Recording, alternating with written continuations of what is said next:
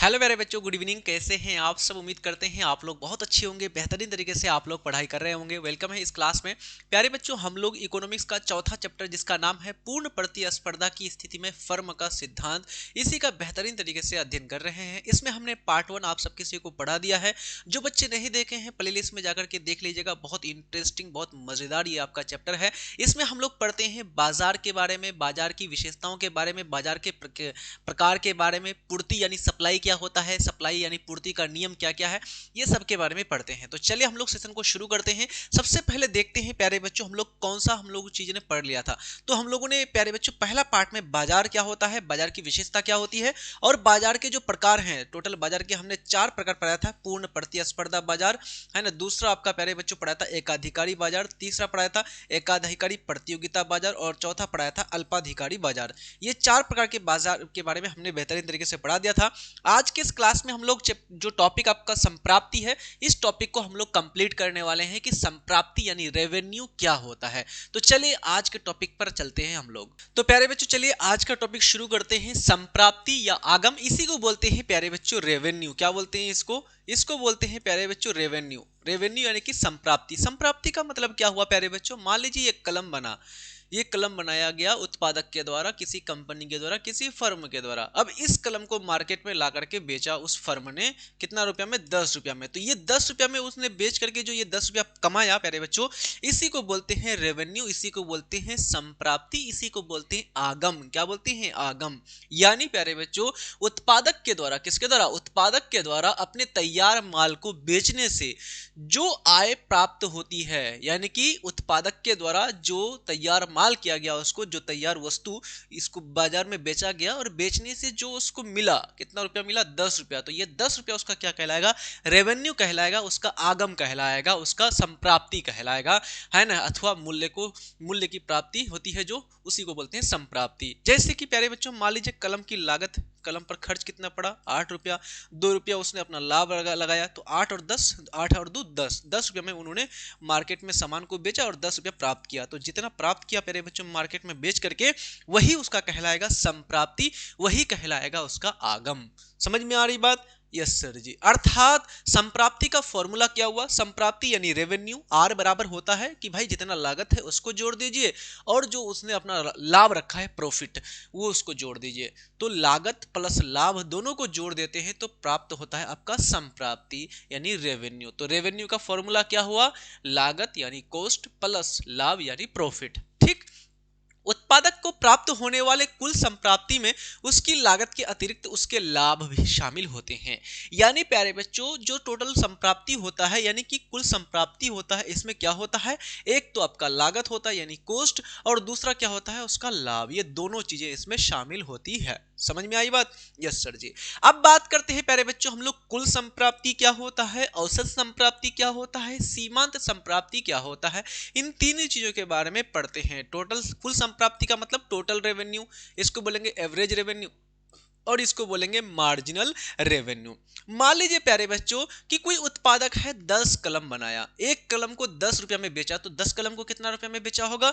तो 10 कलम को उसने बेचा होगा 10 दशंशों 10 गुना 10, कि भाई कितना बेचा? 10 कलम बेचा, कितना रुपया में बेचा? एक कलम 10 रुपया, तो गुना कर दीजिए, 10 गुना 10 बराबर 100। तो ये 100 रुपया उसने टोटल प्राप्त किया ना, इसी को बोलते हैं कुल संप्राप्ति। इसको क्या बोलेंगे? कुल संप्राप्ति। औसत संप्राप्ति का मतलब क्या है? औसत मतलब कि प्रत्येक कलम को उसने कितना में बेचा होगा। तो भाई ये औसत निकालने के लिए फॉर्मूला क्या होता है कि टोटल उसने कितना में बेचा? 100 में बेचा, और एक कलम, ये टोटल कितना कलम बेचा? 10 बेचा, तो एक कितना में बेचा? तो 10 एकम 10, है ना, यहाँ 0 से 0 कट जाएगा तो 10 रुपया। तो ये 10 रुपया कहलाएगा औसत संप्राप्ति। सीमांत संप्राप्ति क्या कहलाएगा? सीमांत संप्राप्ति का मतलब होता है कि भाई एक अतिरिक्त कलम बेचने से, है ना, एक अतिरिक्त कलम की मात्रा बेचने से उसके टोटल जो रेवेन्यू है उसमें कितना परिवर्तन आया, इसी को बोलते हैं मार्जिनल रेवेन्यू, इसी को बोलते हैं सीमांत संप्राप्ति। क्या बोलते हैं उसको? सीमांत संप्राप्ति। तो चलिए प्यारे बच्चों देखते हैं एक एक करके। सबसे पहले देखते हैं हम लोग कुल संप्राप्ति यानी कि टोटल रेवेन्यू। तो कुल संप्राप्ति क्या होगा कि फर्म के द्वारा, उत्पादक के द्वारा बेची गई कुल मात्रा, है ना, कलम का, वस्तु का, कोई भी चीज का बेचा गया टोटल मात्रा, कुल मात्रा, उसकी वसूल की गई कीमत, है ना, कि भाई एक कलम को कितना में बेचा, कि भाई टोटल कितना बेचा, मान लीजिए 10 कलम, एक कलम को कितना में बेचा, मान लीजिए 5 रुपया, तो उन दोनों को क्या कर देंगे, गुना कर देंगे। तो हमने टोटल कितना बेचा, 10 कलम, एक कलम को कितना में, 5 रुपया में, तो गुना कर दीजिए, तो 10 5 6 50, तो ये 50 रुपया जो टोटल मिला प्यारे बच्चों, यही उसका कहलाएगा कुल संप्राप्ति यानी टोटल रेवेन्यू। ठीक है, गुना करने से प्राप्त संप्राप्ति को कुल संप्राप्ति कहते हैं। ठीक है, कुल संप्राप्ति बराबर क्या मतलब कि बिक्री गई मात्रा, कितना बिक्री किया गया मात्रा है, क्वांटिटी कितना, 10, तो 10 हो गया। उसके बाद कितना, एक कलम का कीमत कितना था, है ना, कीमत कितना था, प्राइस कितना था, तो 5, तो 10 गुना 5 कर दिए तो निकल जाएगा। तो P गुना यानी कि टी आर बराबर यानी टोटल रेवेन्यू यानी कुल संप्राप्ति बराबर क्या होता है, P यानी कि वस्तु की कीमत और Q यानी वस्तु की मात्रा, तो P गुना Q। याद रहेगा आप सबको? यस सर जी, याद रहेगा। इसी प्रकार से मान लीजिए मैं आपको एग्जांपल देता हूं कि भाई कोई उत्पादन करने वाला इकाई है, कोई फर्म है, मान लीजिए 50 गो टी शर्ट बेचता है। कितना टी शर्ट बेचता है, तो क्वांटिटी यानी कि Q बराबर बेची गई मात्रा बराबर कितना हो गया, 50 टी शर्ट। एक टी शर्ट का मूल्य मान लीजिए प्राइस कितना है प्यारे बच्चों, 150 रुपया है। ठीक है, तो अब बताइए कि कितना, एक टी शर्ट का 150 रुपया बेचा, है ना, और 50 टोटल टी शर्ट बेचा, तो कितना उसको प्राप्ति हुआ, संप्राप्ति, टोटल रेवेन्यू क्या कहलाएगा, तो टोटल रेवेन्यू बराबर होता है P गुना Q। तो P का मान कितना है, 150 हो गया, Q का मान कितना है, 50 हो गया, तो गुना कर दीजिए, 15 75, है ना, 15 75 2 जीरो आ जाएगा, यानी कि 7500 का, कितना का, 7500 का उन्होंने टोटल यहां पर संप्राप्ति किया, टोटल आय प्राप्त किया वस्तु को बेच करके, यही कहलाएगा कुल संप्राप्ति। ठीक, औसत संप्राप्ति का मतलब क्या, हम जब भी औसत की बात करते हैं तो हम हमेशा एग्जांपल देते हैं। मान लीजिए आप लोग 12th क्लास का एग्जाम दीजिएगा, 12th बोर्ड एग्जाम दीजिएगा, टोटल मार्क्स कितना है 500, आपको कितना आया, मान लीजिए 450, तो अब हम आपको बोलेंगे कि भाई आपका औसत मार्क्स कितना है।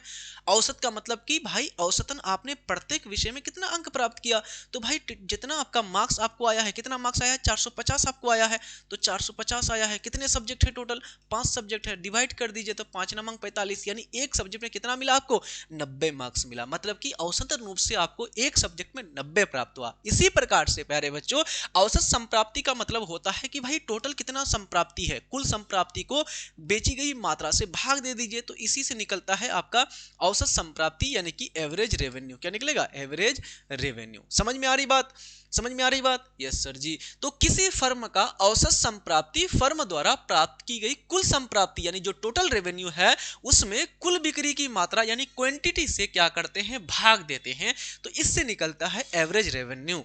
तो औसत संप्राप्ति बराबर कुल संप्राप्ति बटे कुल बिक्री की मात्रा अर्थात TR बटे Q। ये हो गया फॉर्मूला, ये क्या हो गया फॉर्मूला। ऐसे समझिए, मान लीजिए प्यारे बच्चों क्या हुआ कि कोई फर्म या कोई व्यक्ति है, 1000 रुपया का टोटल प्राप्ति किया कलम बेच करके। कितना, क्या बेच करके, कलम बेच करके, मान लीजिए 1000 रुपया। अब उसने टोटल कितना कलम बेचा, तो मान लीजिए उसने प्यारे बच्चों 100 कलम बेचा। कलम की मात्रा कितनी है, कलम की मात्रा 100 है, तो Q बराबर 100 हो गया। ये हो गया क्या, टोटल रेवेन्यू। तो टोटल इतना उसने इतना प्राप्त किया 1000।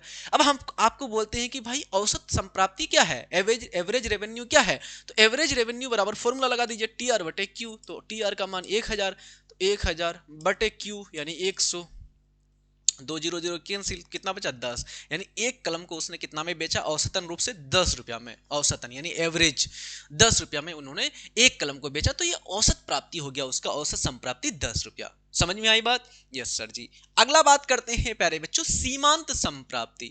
सीमांत संप्राप्ति कैसे निकलेगा, सीमांत संप्राप्ति का मतलब एक अतिरिक्त कलम की मात्रा बेचने से कुल संप्राप्ति में कितना अंतर आया, इसी को बोलते हैं सीमांत संप्राप्ति। वस्तु की एक अतिरिक्त यानी एक्स्ट्रा मात्रा में बेचने से, विक्रय करने से जो अतिरिक्त आय प्राप्त होती है यानी टोटल संप्राप्ति में, कुल संप्राप्ति में जो परिवर्तन आता है, इसे कहते हैं सीमांत संप्राप्ति। अर्थात सीमांत संप्राप्ति बराबर क्या होता है, कुल संप्राप्ति में जो परिवर्तन आया कुल बिक्री की मात्रा से, अर्थात डेल्टा Q नीचे आ जाएगा, बेची गई मात्रा एक अतिरिक्त मात्रा और टोटल रेवेन्यू में परिवर्तन। ये क्या कहलाएगा, मार्जिनल रेवेन्यू कहलाएगा। ये क्या कहलाएगा, मार्जिनल रेवेन्यू, इसको बोलेंगे सीमांत संप्राप्ति।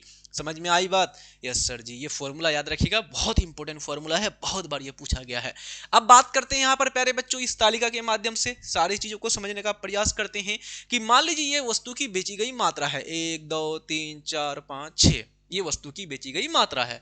और यहाँ पर हमने क्या रखा है प्यारे बच्चों, औसत संप्राप्ति यानी एवरेज रेवेन्यू, कुल संप्राप्ति यानी टोटल रेवेन्यू, सीमांत संप्राप्ति यानी मार्जिनल रेवेन्यू। एक बात याद रखिएगा, पूर्ण प्रतिस्पर्धा बाजार में टोटल ये एवरेज जो रेवेन्यू होता है वो वस्तु की कीमत के बराबर होता है। किसके बराबर होता है? वस्तु की कीमत के बराबर होता है। अभी इसको हम साबित करके भी बताएंगे, ठीक।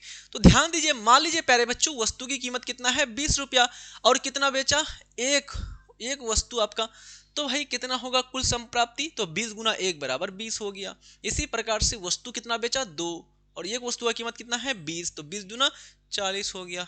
इसी प्रकार से 3 वस्तु बेचा तो 20 क्या 60 हो गया, है ना। 20 चौका 80, 20 पाँच 100, 20 छः 120, तो ये हो गया कुल संप्राप्ति।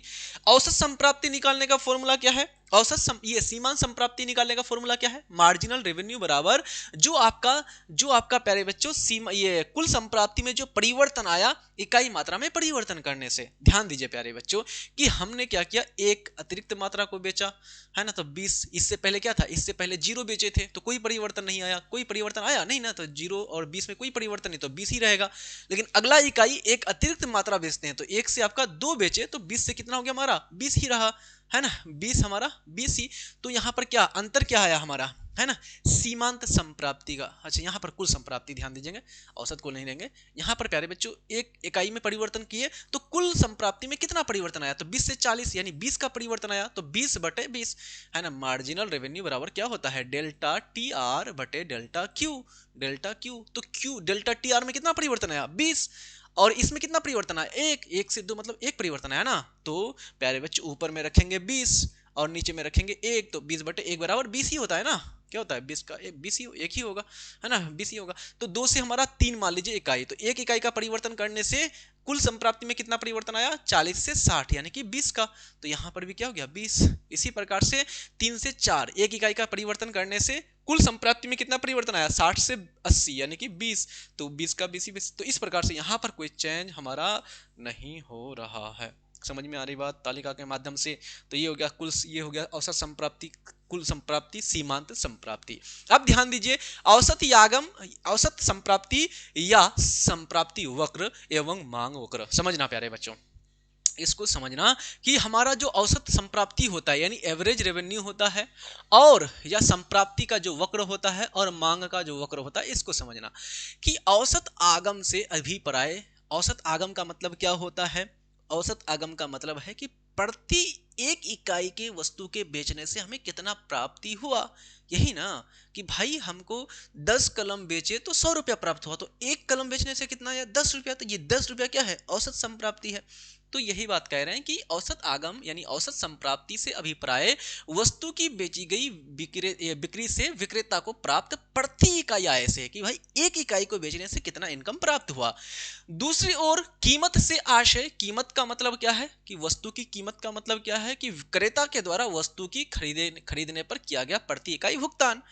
ऐसे समझिए प्यारे बच्चों, ऐसे समझिए कि मान लीजिए ये व्यक्ति खरीदने चाहता है कोई वस्तु और ये व्यक्ति कोई बेचने चाहता है। मान लीजिए इसने बेचने के लिए कलम लाया मार्केट में 10 रुपया का कलम, तो भाई इसने खरीद लिया तो इसको कितना रुपया भुगतान करना पड़ा 10 रुपया।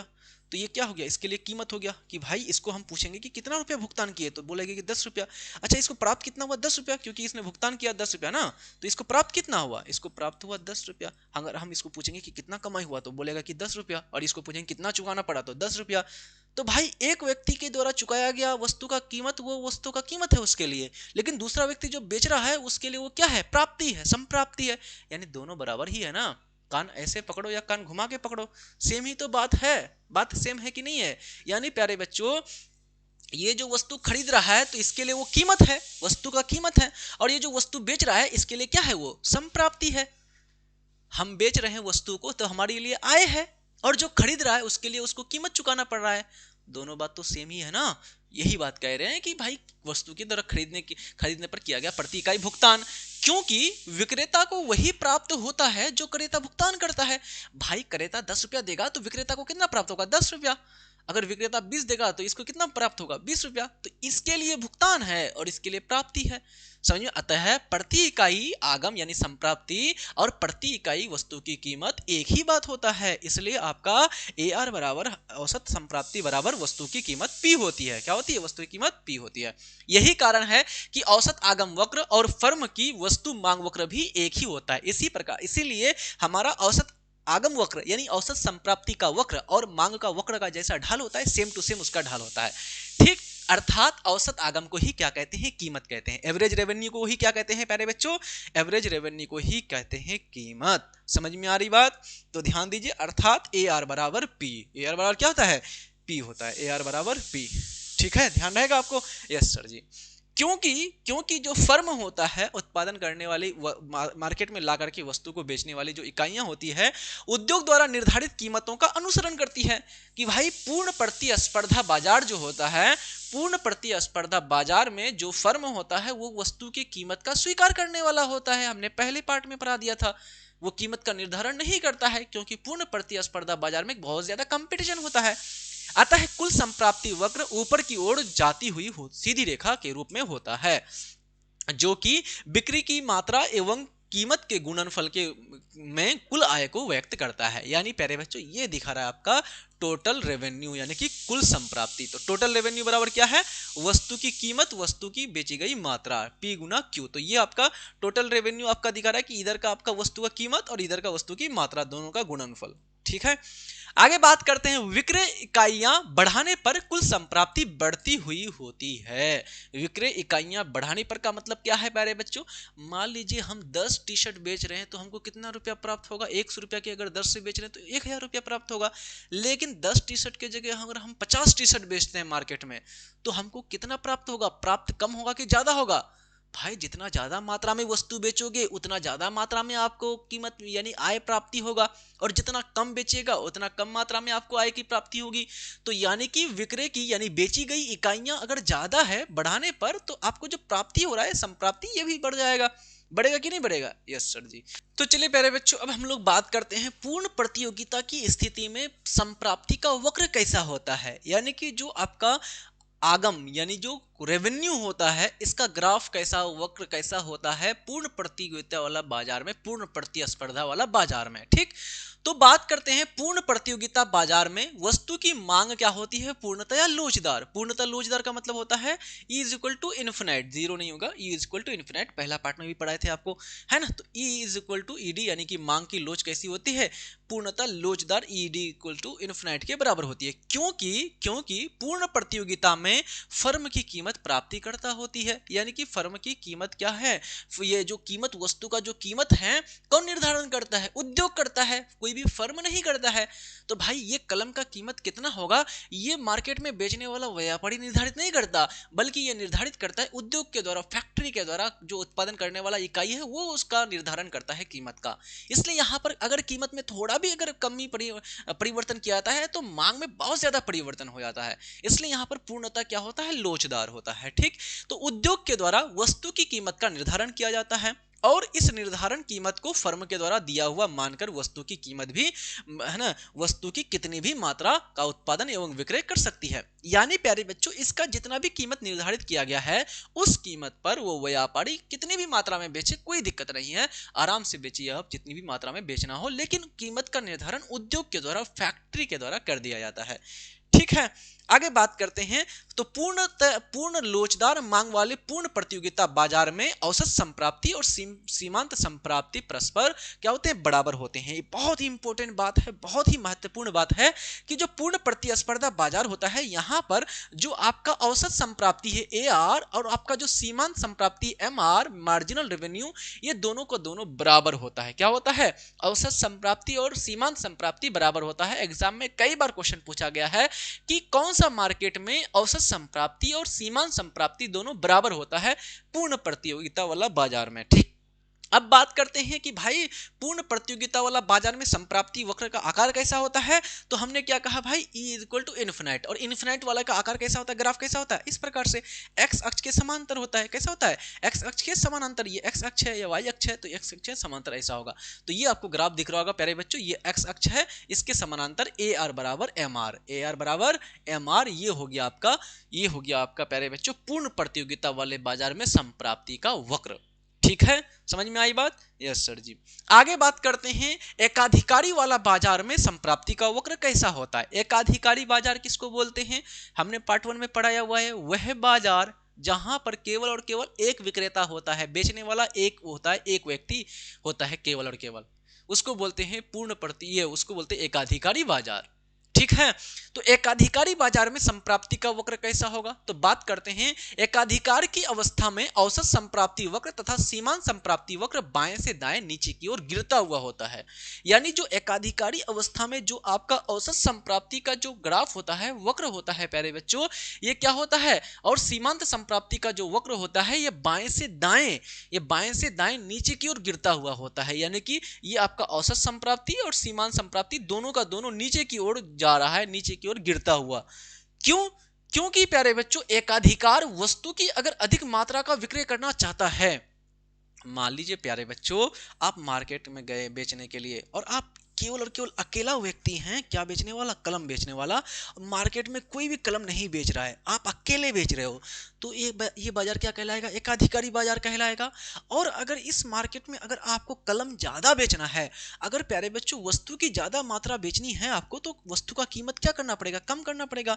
और अगर वस्तु का कम कीमत बेचना है, वस्तु का कीमत कम बेचना है, कम, ये वस्तु की मात्रा कम बेचनी है आपको, तो कीमत ज़्यादा रखिए। वस्तु ज्यादा मात्रा में बेचना चाहते हैं तो कब बिकेगा, जब सस्ता रखोगे वस्तु तब ना ज्यादा बिकेगा। अरे बात समझ में, तो यही बात कह रहे हैं कि अगर एकाधिकार वाला बाजार में वस्तु की अगर अधिक मात्रा का विक्रय यानी कि बेचना चाहता है, तो उसे क्या करना पड़ेगा, कीमत कम रखना पड़ेगा, है कि नहीं। और अगर इसके उल्टा, इसके विपरीत, अगर एकाधिकारी बाजार में व्यक्ति उत्पादन, ये बेचने वाला व्यापारी अगर वस्तु की अधिक कीमत लेना चाहता है, तो उसका वस्तु का मात्रा कम बिकेगा, है कि नहीं। अगर वो ज्यादा बेचना चाहता है तो वस्तु सस्ता करना पड़ेगा, और अगर वो कम बेचना चाहता है तो वस्तु को महंगा करना पड़ेगा। समझ में आ रही बात। तो वस्तु की अधिक कीमत लेना चाहे तो वो कम मात्रा में विक्रय कर पाएगा। अर्थात एकाधिकार वस्तु की मांग तथा कीमत में ऋणात्मक संबंध रहता है। कैसा संबंध रहता है, ऋणात्मक संबंध। कैसे प्यारे बच्चों, कि अगर वो वस्तु की मात्रा, अगर वो वस्तु की ज्यादा मात्रा बेचना चाहता है तो वस्तु की कीमत क्या करना पड़ेगा, उसको कम करना पड़ेगा।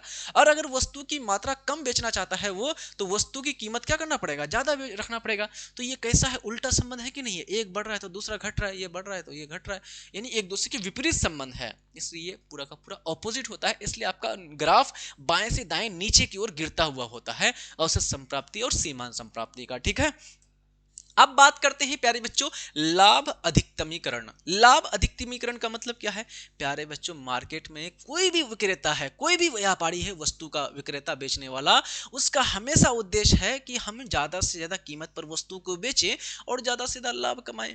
होता है कि नहीं होता है भाई, मार्केट में कोई ऐसा व्यापारी, कोई ऐसा विक्रेता है जो कम कीमत पर वस्तु बेचना चाहेगा और कम लाभ कमाना चाहेगा, नहीं ना। सबका यही मकसद है कि ज्यादा से ज्यादा लाभ कमाएं हम वस्तु को बेच करके, यही ना मकसद होता है।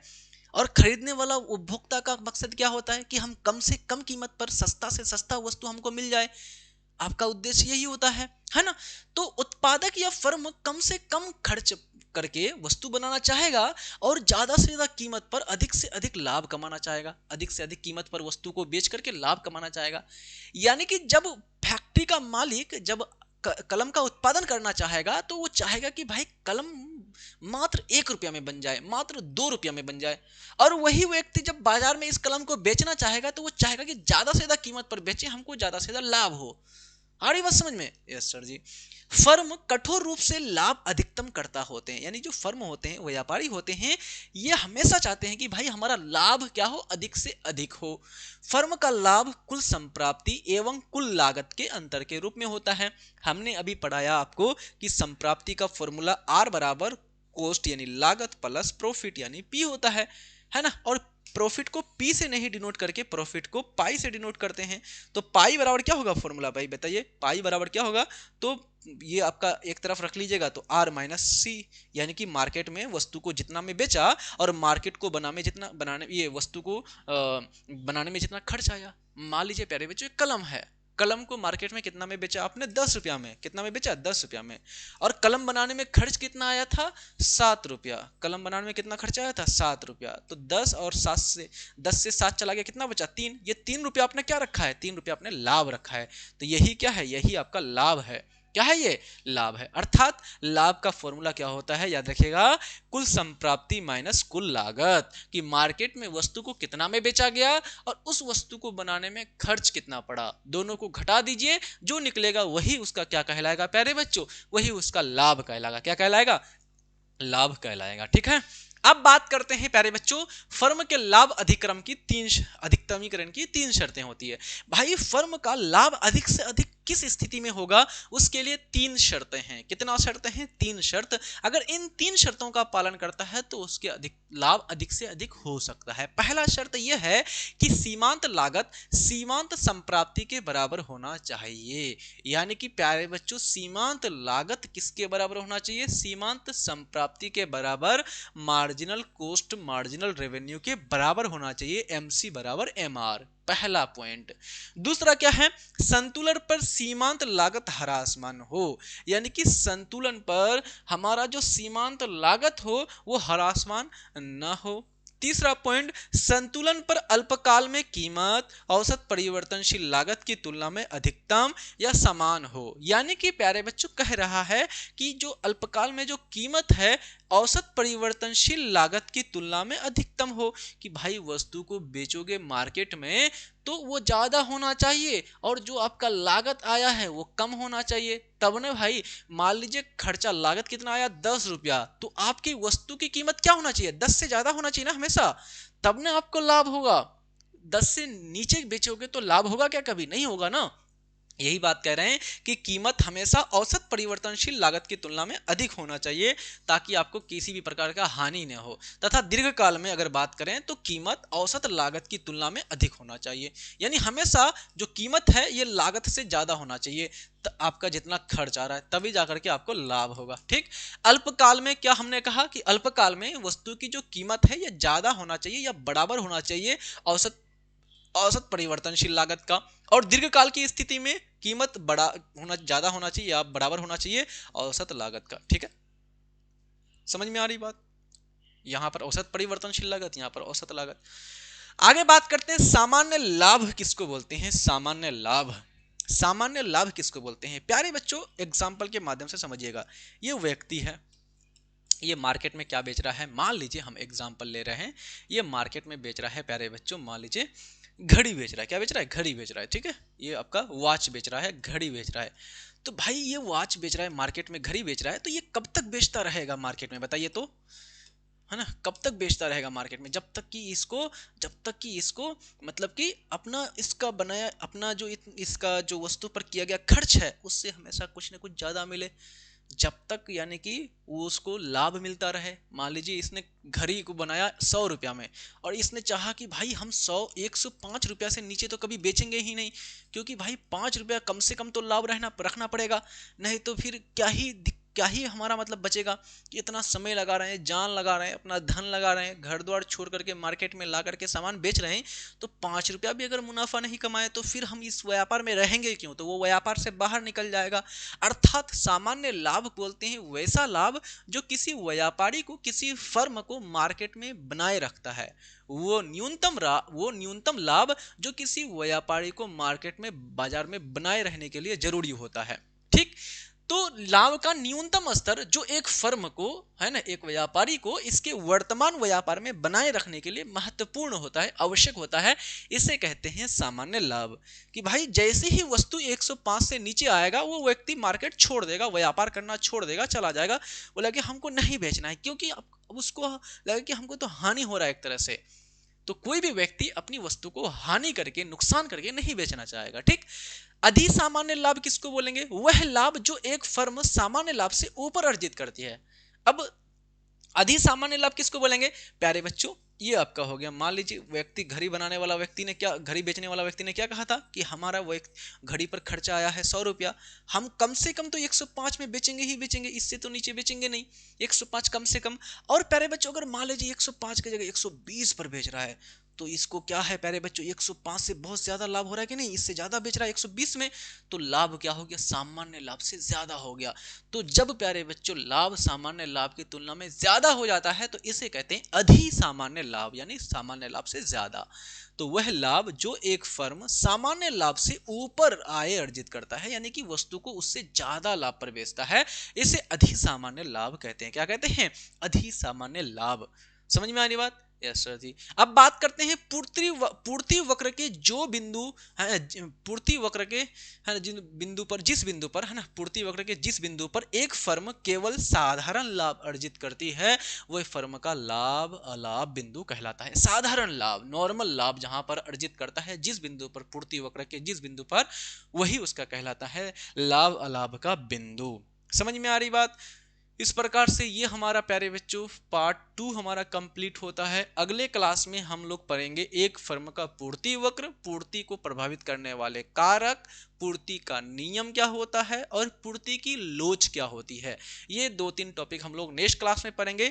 अगर आप लोग प्यारे बच्चों क्रैश कोर्स में अभी तक नहीं जुड़े हैं, बेहतरीन तरीके से इकोनॉमिक्स की तैयारी करना चाहते हैं, तो क्रैश कोर्स में जल्दी से ज्वाइन हो जाइएगा। बेहतरीन तरीके से यहाँ पर आपकी क्लासेस चल रही है प्यारे बच्चों। मात्र 349 रुपये आपका फी है और सारी क्लासेस यहाँ पर आपको मिल जाएगी सारे सब्जेक्ट की, ठीक है। और हमने आपको उम्मीद मॉडल पेपर भी दिया हुआ है इकोनॉमिक्स का, उसमें टोटल 600 ऑब्जेक्टिव क्वेश्चंस है और साथ साथ में प्यारे बच्चों उसमें हमने 150 के आसपास सब्जेक्टिव क्वेश्चन भी आपको दिया हुआ है। वो सारा का सारा अगर प्रैक्टिस कर लेते हैं तो एक भी क्वेश्चन आपका एग्जाम में इससे बाहर नहीं आएगा, ठीक है। तो आप लोग उम्मीद क्लास एप्लीकेशन को डाउनलोड करके क्रैश कोर्स ज्वाइन कर लीजिएगा। कोई भी दिक्कत आए 7543 044 368 इस नंबर पर कॉल या मैसेज कर लीजिएगा। पढ़ते रहिए अच्छी तरह से, हंसते रहिए, मुस्कुराते रहिए। तब तक के लिए जय हिंद, धन्यवाद, bye, take care and love you all.